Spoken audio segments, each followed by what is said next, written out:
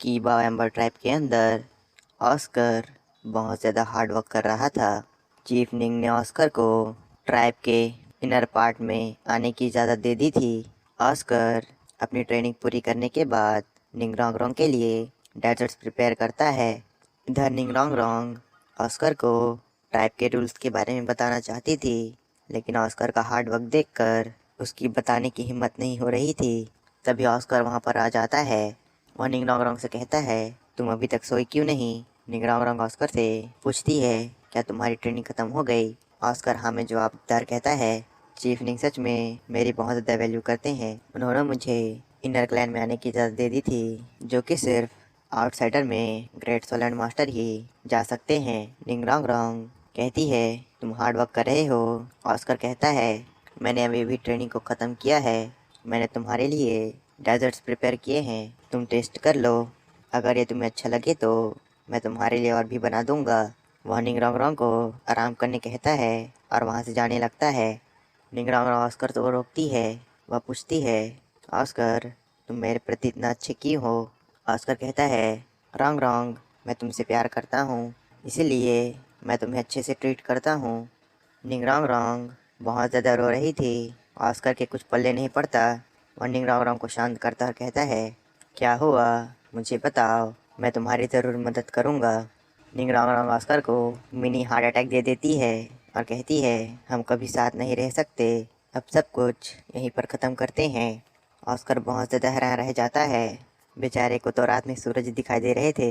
वह कहता है, रोंग तुम जानती हो, पहले मैं हमेशा हैप्पी और सेफ लाइफ जीना चाहता था। मैं किसी भी चीज़ की परवाह नहीं करता था, लेकिन जब से मैंने तुम्हें देखा, मैं खुद को तुम्हें पसंद करने से रोक नहीं पाया। लेकिन तुम्हारे एरोगेंस और तुम्हारे बिहेवियर ने मुझे याद दिला दिया कि तुम बहुत ज़्यादा प्रीशियस हो और मैं तुम्हारे लायक नहीं हूँ। लेकिन तुम बदली, तुम बहुत ज़्यादा जेंटल और लवली हो गई। तुमने मेरे दिल में अपनी जगह बना ली थी।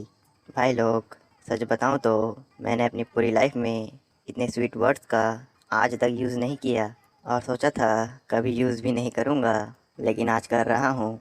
मुझे खुद पर बहुत ज़्यादा हंसी आ रही है। ऑस्कर कहता है, जिस दिन मुझे पता चला कि तुम मुझे पसंद करती हो, तुम नहीं जानती मुझे कैसा फील हुआ था। मैं उस फीलिंग को 100 सोल बोन देकर भी हासिल नहीं कर सकता। तुम्हारी स्माइल मेरे लिए सब कुछ थी। तब मुझे पता चला कि मैं तुम्हें पसंद करता हूँ। तुम जब भी खतरे में थी, मैं तुम्हें प्रोटेक्ट करके खुद को बहुत खुशनसीब समझता था। निंगरोंग कुछ भी नहीं कहती। ऑस्कर भी रोने लगता है और कहता है, हम एक साथ नहीं रह सकते हैं। मैं समझ चुका हूँ कि मैं तुम्हारे लायक नहीं हूँ। तुम कीबा एम्बर ट्राइब की चीफ हो। मैं कितना भी हार्ड वर्क कर लूँ, तुम्हारे काबिल नहीं बन सकता। मैं सच में बहुत बड़ा बेवकूफ़ था। ऑस्कर निंगरोंग को वहाँ पर छोड़ निकल जाता है। निंगरोंग को बहुत ज़्यादा बुरा लग रहा था। ऑस्कर अपना बोरिया बिस्तर पकड़ के कीबा एम्बर ट्राइब से चंपत हो रहा था।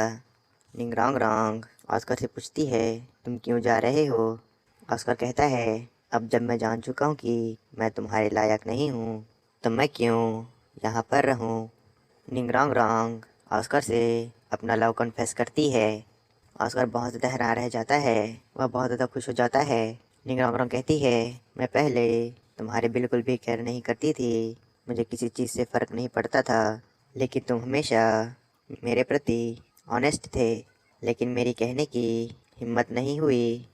मैं तुम्हें हर्ट नहीं करना चाहती थी और ना ही तुम्हें खोना चाहती थी। ऑस्कर निंगरोंग से पूछता है, हम एक साथ क्यों नहीं रह सकते? निंगरोंग ऑस्कर को अपने ट्राइब के रूल्स के बारे में बताती है और कहती है, हमारे ट्राइब के सभी डिसेबल्स सपोर्ट ब्रांच के हैं। हमें हमेशा दूसरों की प्रोटेक्शन में रहना पड़ता है। इसलिए हमारे ट्राइब का रूल है कि हमारे डिसेबल का पार्टनर अटैक ब्रांच का होना चाहिए। मैं अपने फादर की इकलौती बेटी हूँ और साथ ही साथ फ्यूचर चीफ भी। फिर भी मेरे पास रूल्स को चेंज करने का कोई भी हक नहीं है। स्वॉर्ड मास्टर चीफ निंग और गुरोंग दोनों की बातों को सुन रहे थे। ऑस्कर कहता है, हम साथ नहीं रह सकते क्योंकि मैं अटैक ब्रांच का नहीं हूँ। निंगरोंग रोंग ऑस्कर से माफ़ी मांगती है। ऑस्कर कहता है, जब मेरे पार्टनर्स पर मार्शल हॉल ने अटैक किया था तब मैं उनके लिए कुछ नहीं कर पाया और दूसरे की प्रोटेक्शन में रहा, लेकिन अब मेरे पास क्लियर गोल है कि एम्बर ट्रैप के लोगों को दूसरों से पनाह लेनी पड़ती है। मैं जानता हूँ कि मैं एक फुट ब्रांच का सोल मास्टर हूँ और मेरे पास ऐसा करने की कोई एबिलिटी नहीं है, लेकिन इसका ये मतलब नहीं है कि यह मेरे लिए नामुमकिन है। वह निगरानों से कहता है, मेरा इंतज़ार करना। वह कहता है, 10 साल, मेरा 10 साल तक इंतज़ार करना। अगर मैं 10 साल बाद नहीं आया तो तुम किसी और से शादी कर लेना। जब मैं सक्सेसफुल हो जाऊंगा तब मैं तुम्हारे पास ज़रूर आऊँगा। उसके बाद वे तुम्हारे सबसे बेहतरीन पल होंगे। अगर मैं नहीं मरा तो मैं ज़रूर सक्सेसफुल होऊंगा। ऑस्कर डिटरमाइंड होकर वहाँ से निकल जाता है। निंगरोंग रोंग उसे जाते देख रही थी। तभी वहाँ पर चीफ निंग, स्वॉर्ड मास्टर और बोन मास्टर आ जाते हैं। चीफ निंग कहते हैं, जब वह वापस आएगा तब तुम साथ रह सकते हो। स्वॉर्ड मास्टर और बोन मास्टर को बुरा लग रहा था। स्वॉर्ड मास्टर कहते हैं, भले ही ऑस्कर तांगसन जितना टैलेंटेड नहीं है, लेकिन उसकी काबिलियत पर बिल्कुल भी डाउट नहीं किया जा सकता। बहुत जल्द वह हम सभी को सरप्राइज करेगा। साथ ही साथ इस पूरे दोलो कॉन्टिनेंट को भी उस पर भरोसा रखो और उसे अनुभव लेने दो। निंगरोंग रोंग अपने दोनों ग्रैंडपा की बात सुनकर राहत महसूस करती है। तांग हाउ तांगसन को ट्रेन करने के लिए एक जगह पर ले गया था। वह तांगसन के फर्स्ट फेज की ट्रेनिंग को यहीं पर करने वाला था। वह तांगसन से उसकी वीकनेस पूछता है। तांगसन उसे बताता है उसकी बिगेस्ट वीकनेस पावर बूस्ट है। मैं मेनली बैटल को कंट्रोल करने पर फोकस करता हूँ, लेकिन मेरी पावर में बहुत ज़्यादा कमी है। जब मैं पावरफुल ओपोनेंट से फाइट करता हूँ तब मुझे बहुत ज़्यादा दिक्कत होती है। तांग हाउ कहता है, तुम एकदम सही हो। तुम्हारा कंट्रोल तो अच्छा है, लेकिन यह प्रॉब्लम तुम्हारे ब्लू सेरल प्लांट से है। लेकिन तुम चिंता मत करो, फ्यूचर में वह भी इन्हेंस हो जाएगी। जब तुम अपनी फिफ्थ स्पिरिट रिंग को हासिल करोगे तुम बाद में सब कुछ समझ जाओगे। इसके बाद वह तांगसन की ट्रेनिंग को स्टार्ट कर देता है। सबसे पहले वह तांगसन को मार्शल सोल हॉल से जो सोल बोन मिली है उसे अब्सॉर्ब करने कहता है। वह कहता है, यह सोल बोन उन 3 आउटस्टैंडिंग सोल मास्टर में से एक के लिए बनाई गई थी, प्रिपेयर की गई थी। तांगसन समझ जाता है कि उसके फादर हुइलिना की बात कर रहे हैं। तांगसन को पहले लगता था कि हुइलिना का भाई उस टीम का लीडर है, लेकिन तांग हाउ उसे बताता है असल में हुइलिना ही बैटल को लीड करती है, जो कि फ्यूचर में पोप बनने वाली है। तांगसन बहुत ज़्यादा हैरान रह जाता है।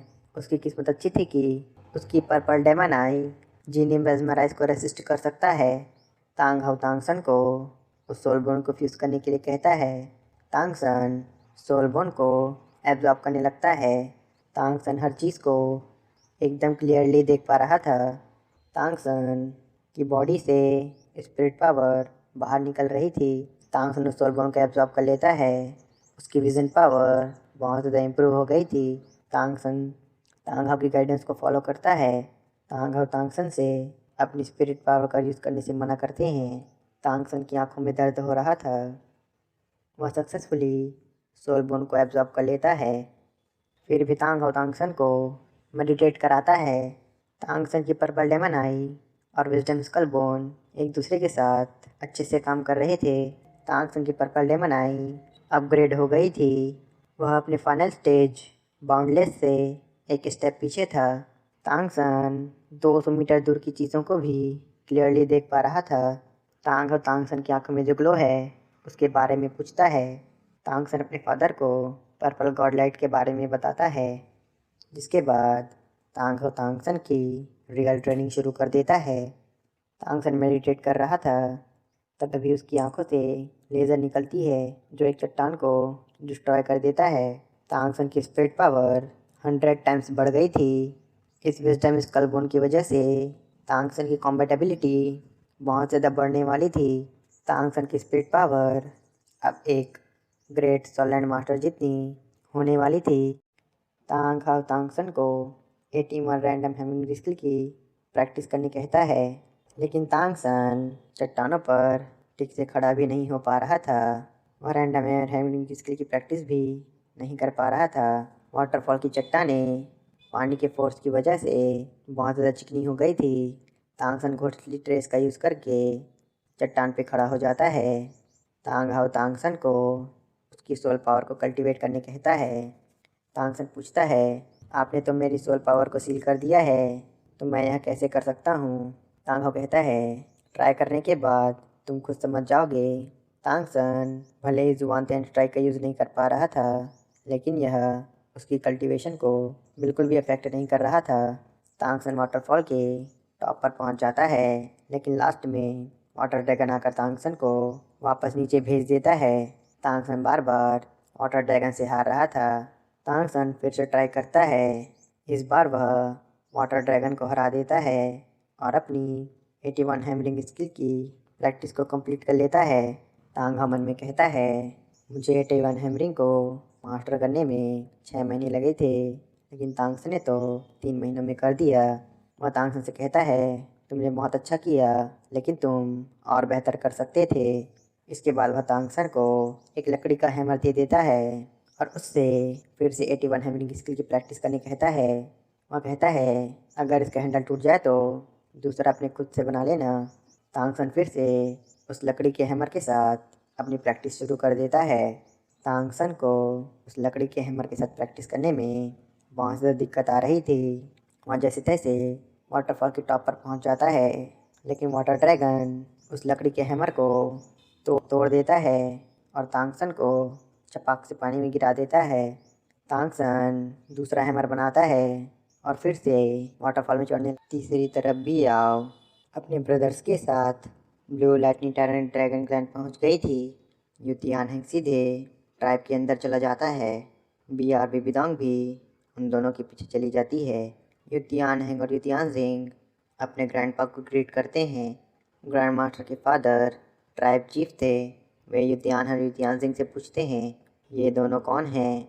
युतियान हैंग बताता है, ये अंकल की वाइफ और उनकी बेटी है। युतियान हैंग के फादर हैरान रह जाते हैं। वे पूछते हैं, क्या तुम सच बोल रहे हो? ये शाओगेंग की बेटी है। युतियान जिंग हवा में जवाब देता है। ट्राइब चीफ कहते हैं, शाओगेंग कहाँ पर है? युतियान हैंग उन्हें बताता है, उन्हें एकेडमी में ज़रूरी काम था, इसलिए वे नहीं आए। वे अभी भी हमसे बहुत ज़्यादा नाराज़ हैं। ट्राइब चीफ बियाओ से उसका नाम पूछते हैं। बियाओ अपना नाम बताती है। ट्राइब चीफ दोनों को अंदर ले जाने कहते हैं। वे बहुत ज़्यादा खुश लग रहे थे। वे मन में कहते हैं, शाओगेंग अभी तक हमें नहीं भूला। हमारी गलतियों ने आज तक उसे हमसे दूर रखा है, लेकिन अब मैं मरने से पहले उसे फिर से देख सकूँगा। ग्रैंड मास्टर के ब्रदर कहते हैं, शाओगेंग यहाँ कभी नहीं आएगा। वह अब भी पुरानी बातों को लेकर हम सबसे बहुत ज़्यादा नाराज़ है। उसने अपनी बेटी को हमारे पास भेजा है, इसका मतलब वह अब भी हमें बहुत ज़्यादा याद करता है। ट्राइब चीफ कहते हैं, मैं अपने ग्रैंड डॉटर से बातें करना चाहता हूँ, तुम ट्राइब के बाकी की काम देख लेना। ग्रैंड मास्टर का ब्रदर मान जाता है। इधर हम बियाओ को देखते हैं, जो अपने ब्रदर्स के साथ पूरे क्लैन में घूम रही थी। युतियान हैंग बियाओ से उसकी सोल पावर पूछता है। बियाओ अपनी सोल पावर लेवल 49 पर बताती है और कहती है, मैं बहुत जल्द लेवल 50 तक पहुंचने वाली हूँ। युतियान हैंग और युतियान जिंग दोनों लाइटनिंग क्लैन के अंदर बियाओ को घुमा रहे थे।